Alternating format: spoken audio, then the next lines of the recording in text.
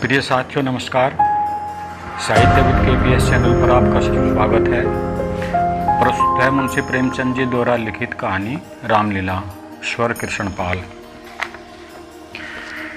इधर एक मुद्दत से रामलीला देखने नहीं गया।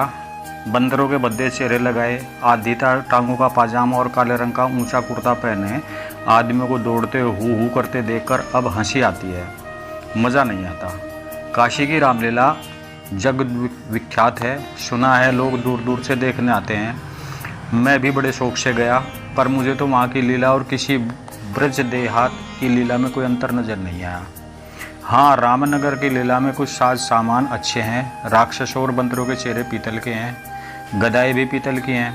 कदाचित वनवासी भ्राताओं के मुकुट सच्चे काम के हों, लेकिन साज सामान के सिवा वहाँ भी वही हु के सिवा और कुछ नहीं।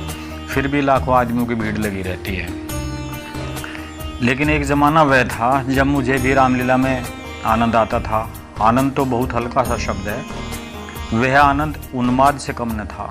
संयोगवश उन दिनों मेरे घर से बहुत थोड़ी दूर रामलीला का मैदान था, और जिस घर में लीला पात्रों का रूप रंग सजा भरा जाता था वह तो मेरे घर के बिल्कुल मिला हुआ था। 2 बजे दिन के पात्रों की सजावट होने लगती थी। मैं दोपहर ही से वहाँ जा बैठता, और जिस उत्साह से दौड़ दौड़ कर छोटे मोटे काम करता, उस उत्साह से तो आज अपनी पेंशन लेने भी नहीं जाता। एक कोठरी में राजकुमारों का श्रृंगार होता था। उनकी देह में रामरस पीसकर पोती जाती, मुंह पर पाउडर लगाया जाता, और पाउडर के ऊपर लाल हरे नीले रंग की बुंदकियाँ लगाई जाती थी। सारा माथा, भौहें, गाल, ठोड़ी बुंदकियों से रच उठती थी। एक ही आदमी इस काम में कुशल था। वही बारी बारी से तीनों पात्रों का श्रृंगार करता था। रंग की प्यालियों में पानी लाना, रामरस पीसना, पंखा झलना मेरा काम था। जब इन तैयारियों के बाद विमान निकलता तो उस पर रामचंद्र जी के पीछे बैठकर मुझे जो उल्लास, जो गर्व, जो रोमांच होता था, अब वह लाट साहब के दरबार में कुर्सी पर बैठकर भी नहीं होता। एक बार होम मेंबर साहब ने व्यवस्थापक सभा में मेरे एक प्रस्ताव का अनुमोदन किया था। उस वक्त मुझे कुछ उसी तरह का उल्लास, गर्व और रोमांच हुआ था। हाँ, एक बार जब मेरा ज्येष्ठ पुत्र नायब तहसीलदारी में नामजद हुआ, तब भी ऐसी ही तरंगे मन में उठी थी। पर इनमें और उस बाल विह्वलता में बड़ा अंतर है। तब ऐसा मालूम होता था कि मैं स्वर्ग में बैठा हूँ। निषाद नौका लीला का दिन था। मैं 2-4 लड़कों के बहकाने में आकर गुल्ली डंडा खेलने गया था। आज श्रृंगार देखने न गया। विमान भी निकला, पर मैंने खेलना न छोड़ा। मुझे अपना दाव लेना था। अपना दाव छोड़ने के लिए उससे कहीं बढ़कर आत्मत्याग की ज़रूरत थी, जितना मैं कर सकता था। अगर दाव देना होता तो मैं कब का भाग खड़ा होता, लेकिन पदाने में कुछ और ही बात होती है। खैर, दाव पूरा हुआ। अगर मैं चाहता तो धांधली करके 10-5 मिनट और पदा सकता था, इसकी काफ़ी गुंजाइश थी। लेकिन अब इसका मौका न था। मैं सीधे नाले की तरफ दौड़ा। विमान जल तट पर पहुंच चुका था।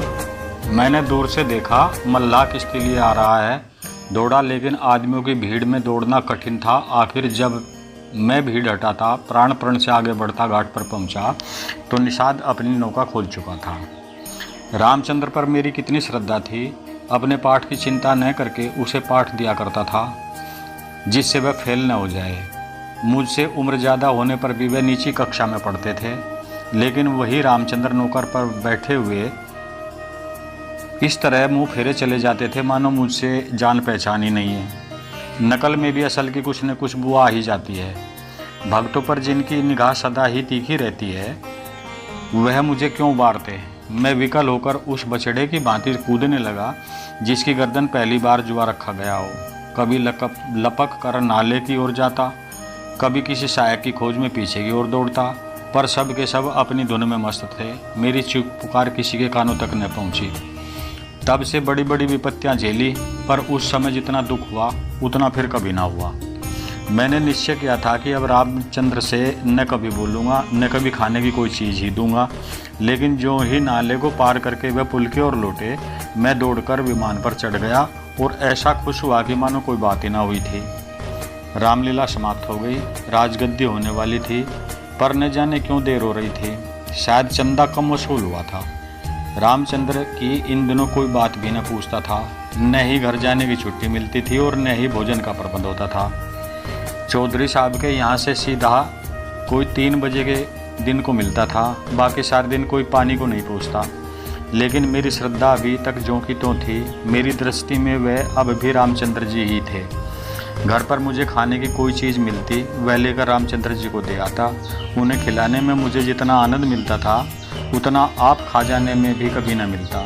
कोई मिठाई या फल पाते ही मैं बेतहाशा चौपाल की ओर दौड़ता। अगर रामचंद्र जी वहाँ न मिलते तो चारों ओर तलाश करता और जब तक वह चीज़ उन्हें न खिला देता चैन न आता। खैर, राजगद्दी का दिन आया।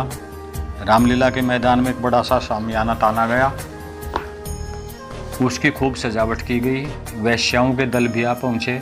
शाम को रामचंद्र जी की सवारी निकली और प्रत्येक द्वार पर उनकी आरती उतारी गई। श्रद्धानुसार किसी ने रुपए दिए, किसी ने पैसे दिए। मेरे पिता पुलिस के आदमी थे, इसलिए उन्होंने बिना कुछ दिए ही आरती उतारी। उस वक्त मुझे जितनी लज्जा आई उसे बयान नहीं कर सकता। मेरे पास उस वक्त संयोग से 1 रुपया था। मेरे मामा जी दशहरे के पहले आए थे और मुझे 1 रुपया दे गए थे। उस रुपये को मैंने रख छोड़ा था। दशहरे के दिन भी उसे खर्च न कर सका। मैंने तुरंत वह रुपया लाकर आरती की थाली में डाल दिया। पिताजी मेरी ओर कुपित नेत्रों से देखते रह गए। उन्होंने कुछ कहा तो नहीं, लेकिन मुंह ऐसा बनाया जिससे प्रकट होता था कि मेरी इस धृष्टता से उनके रोब में बट्टा लग गया। रात के 10 बजते बजते यह परिक्रमा पूरी हुई। आरती की थाली रुपये और पैसों से भरी हुई थी। ठीक तो नहीं कह सकता, मगर अब ऐसा अनुमान होता है कि 400-500 रुपये से कम ना थे। चौधरी साहब इनसे कुछ ज़्यादा ही खर्च कर चुके थे। उन्हें इसकी बड़ी फिक्र हुई कि किसी तरह कम से कम 200 रुपये और वसूल हो जाएं, और इसकी सबसे अच्छी तरकीब उन्हें यही मालूम हुई कि वैश्याओं द्वारा महफिल में वसूली हो। जब लोग आकर बैठ जाएं और महफिल का रंग जम जाए तो आबादी जान रसिक जनों की कलाइयाँ पकड़ पकड़ कर ऐसे हाव भाव दिखाएं कि लोग शर्माते भी कुछ न दे ही दें। आबादी जान और चौधरी साहब में सलाह होने लगी।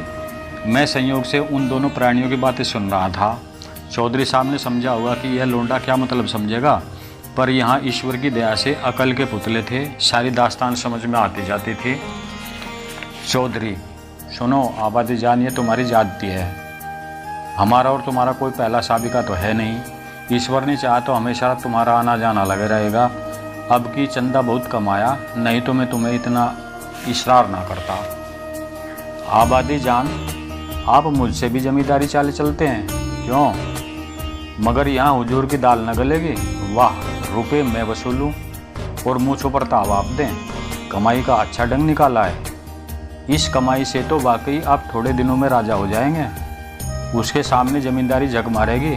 बस कल ही से एक चकला खोल दीजिए, खुदा की कसम माला माल हो जाइएगा। चौधरी बोले, तुम दिल लगी करती हो और यहाँ काफ़ी आतंक हो रहा है। आबादी जान ने कहा, तो आप भी तो मुझसे उस्तादी करते हैं। यहाँ आप जैसे कईयों को रोज़ उंगलियों पर नचाती हूँ। चौधरी ने कहा, आखिर तुम्हारी मंशा क्या है? आबादी जान बोली, जो कुछ वसूल करूँ उसमें आधा मेरा आधा आपका। लाइए, मारिए हाथ पर हाथ। चौधरी ने कहा, यही सही। आबादी जान, तो पहले मेरे 100 रुपये गिन दीजिए, पीछे से आप अड़सेठ करने लगेंगे। चौधरी, वह भी लोगी और यह भी? आबादी जान बोली, अच्छा तो क्या आप समझते थे कि अपनी उजरत छोड़ दूंगी? वाह रही आपकी समझ, खूब, क्यों न हो दीवाना बकरे दुर्वेश होशियार। चौधरी, तो क्या तुम में दोहरी फीस लेने की ठानी है? आबादी जान बोली, अगर आपको 100 दफ़े गरज हो तो, वरना मेरे 100 रुपये तो कहीं गए ही नहीं। मुझे क्या कुत्ते ने काटा है जो लोगों की जेब में हाथ डालते फिरूं? चौधरी की एक ना चली। आबादी जान के सामने दबना पड़ा। नाच शुरू हुआ। आबादी जान बला की शौक औरत थी। एक तो कमसिन, उस पर हसीन, और उसकी अदाएँ तो इस गजब की थी कि मेरी तबीयत भी मस्त हुई जाती थी। आदमियों को पहचानने का गुण भी उसमें कुछ कम न था। जिसके सामने बैठ गई उससे कुछ न कुछ ले ही लिया। 5 रुपये से कम तो शायद ही किसी ने दी हो। पिताजी के सामने भी वह बैठी। मैं मारे शर्म के गड़ गया। जब उसने उनकी कलाई पकड़ी तब तो मैं सहम उठा। मुझे यकीन था कि पिताजी उसका हाथ झटक देंगे और शायद दुत्कार भी दें, किंतु यह क्या हो रहा है ईश्वर? मेरी आंखें धोखा तो नहीं खा रही हैं? पिताजी मूँछों ही में हंस रहे हैं। ऐसी मृदु हंसी उनके चेहरे पर मैंने तो कभी नहीं देखी थी। उनकी आंखों से अनुराग टपक पड़ता था, उनका एक एक रोम पुलकित हो रहा था। मगर ईश्वर ने मेरी लाज रख ली। वह देखो, उन्हें धीरे से आबादी जान के कोमल हाथों से अपनी कलाई छुड़ा ली। अरे यह फिर क्या हुआ? आबादी जान ने तो उनके गले में बाहें ही डाल दी। अब पिताजी उसे जरूर पीटेंगे। चुड़ैल ने जरा भी शर्म नहीं की। एक महाशय ने मुस्करा कर कहा, यहाँ तुम्हारी दाल न गलेगी आबादी जान, और दरवाज़ा देखो। बात तो इन महाशय ने मेरे मन की ही कही और बहुत ही उचित भी कही, लेकिन न जाने क्यों पिताजी ने उनकी ओर कुपित नेत्रों से देखा और मूँछों पर ताव दिया। मुंह से तो वे कुछ न बोले, पर उनके मुख की आकृति चिल्लाकर सरोष शब्दों में कह रही थी, तू बनिया मुझे समझता क्या है? यहाँ ऐसे अवसर पर जान तक निसार करने को तैयार हैं। रुपए की हकीकत ही क्या है? तेरा जी चाहे आजमा ले, तुझसे दूनी रकम न दूं तो मुँह ना दिखाऊं। महान आश्चर्य, घोर अनर्थ। अरे ज़मीन तो फट क्यों नहीं जाती? आकाश तो फट क्यों नहीं जाता? अरे मुझे मौत क्यों नहीं आ जाती? पिताजी जेब में हाथ डाल रहे हैं, कोई चीज़ बाहर निकाल रहे हैं, सेठ जी को दिखाकर आबादी जान को दे डाली। ओह, वह तो अशर्फी है। चारों ओर तालियां बजने लगी। सेठ जी उल्लू बन गए। पिताजी ने मुंह की खाई। इसका निश्चय मैं नहीं कर सकता, केवल मैंने इतना देखा कि पिताजी ने एक अशर्फी निकालकर आबादी जान को दी। उनकी आंखों में इस समय इतना गर्वयुक्त उल्लास था मानो उन्होंने हातिम की कब्र पर लात मारी हो। यही पिताजी हैं जिन्होंने मुझे आरती में 1 रुपया डालते देखकर मेरी ओर इस तरह देखा था मानो मुझे फाड़ ही खाएंगे। मेरे उस परमोचित व्यवहार से उनके रूप में फर्क आता था और इस समय इस घृणित, कुत्सित और निंदित व्यवहार पर गर्व और आनंद से फूले न समाते थे। आबादी जान ने एक मनोहर मुस्कान के साथ पिताजी को सलाम किया और आगे बढ़ गई, मगर मुझसे वहाँ बैठा न गया। मारे शर्म के मेरा मस्तक झुका जाता था। अगर मेरी आंखों देखी बात न होती तो मुझे इस पर कभी एतबार न होता। मैं बाहर जो कुछ देखता सुनता था उसकी रिपोर्ट अम्मा से ज़रूर करता था, पर इस मामले को मैंने उनसे छिपा रखा। मैं जानता था उन्हें यह बात सुनकर बड़ा दुख होगा। रात भर गाना होता रहा, तबले की धमक और कानों में आ रही थी। जी चाहता था चलकर देखूं, मगर साहस न था। मैं किसी को मुंह कैसे दिखाऊंगा? कहीं किसी ने पिताजी का जिक्र कर दिया तो क्या करूंगा? प्रातःकाल रामचंद्र की विदाई होने वाली थी। मैं चारपाई से उठते ही आंखें मलता हुआ चौपाल की ओर भागा। डर रहा था कि कहीं रामचंद्र जी चले ना गए हों। पहुंचा तो देखा तवायफों की सवारियां जाने को तैयार हैं। 20 आदमी हसरत नाक मुँह बनाए उन्हें घेरे खड़े हैं। मैंने उनकी ओर आंख तक न उठाई, सीधा रामचंद्र जी के पास पहुंचा। लक्ष्मण और सीता बैठे रो रहे थे और रामचंद्र खड़े खड़े कांधे पर लुटिया डोर डाले उन्हें समझा रहे थे। मेरे सिवा वहाँ और कोई न था। मैंने कुंठित स्वर में रामचंद्र जी से पूछा, क्या तुम्हारी विदाई हो गई? रामचंद्र जी ने कहा, हाँ हो तो गई। हमारी विदाई ही क्या, चौधरी साहब ने कह दिया जाओ चले जाते हैं। क्या रुपया और कपड़े नहीं मिले? अभी नहीं मिले। चौधरी साहब कहते हैं कि इस वक्त बचत में रुपए नहीं है, फिर आकर ले जाना। कुछ भी नहीं मिला? 1 पैसा भी नहीं। कहते हैं कुछ बचत ही नहीं हुई। मैंने सोचा था कि कुछ रुपए मिल जाएंगे तो पढ़ने की किताबें ले लूँगा, सो कुछ ना मिला। राह खर्च भी नहीं दिया। कहते हैं कौन दूर जाना है, पैदल चले जाओ। मुझे ऐसा क्रोध आया कि चलकर चौधरी को खूब आड़े हाथों लूँ। वैश्याओं के लिए रुपए, सवारियाँ, सब कुछ, पर बेचारे रामचंद्र और उनके साथियों के लिए कुछ भी नहीं। जिन लोगों ने रात को आबादी जान पर 10-10, 20-20 रुपये न्यौछावर किए थे, उनके पास क्या इनके लिए 2-2, 4-4 आने पैसे भी नहीं हैं? पिताजी ने भी आबादी जान को एक अशर्फी दी थी। देखूं इनके नाम पर क्या देते हैं। मैं दौड़ा हुआ पिताजी के पास गया। वह कहीं तफ्तीश पर जाने को तैयार खड़े थे। मुझे देखकर बोले, कहाँ घूम रहे हो? पढ़ने के वक्त तुम्हें घूमने की सोचती है? मैंने कहा, गया था चौपाल। रामचंद्र जी विदा हो रहे थे, उन्हें चौधरी साहब ने कुछ भी नहीं दिया। तुम्हें इसकी क्या फिक्र पड़ी है? वे जाएंगे कैसे? उनके पास राह खर्च भी तो नहीं है। क्या कुछ खर्च भी नहीं दिया? यह चौधरी साहब की बेइंसाफी है। आप अगर 2 रुपया दे दो तो मैं उन्हें दे आऊँ, इतने में शायद वे अपने घर पहुँच जाएं।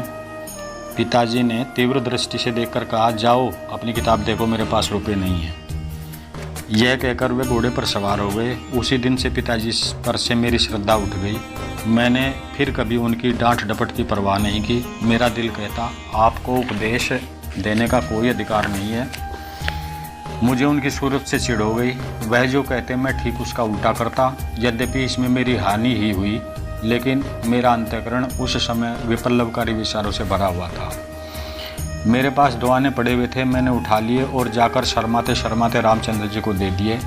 उन पैसों को देखकर रामचंद्र को जितना हर्ष हुआ वह मेरे लिए आशातीत था। टूट पड़े मानो प्यासे को पानी मिल गया। यही 2 आने पैसे देकर तीनों मूर्तियाँ विदा हुई। केवल मैं ही उनके साथ कस्बे के बाहर तक पहुँचाने गया।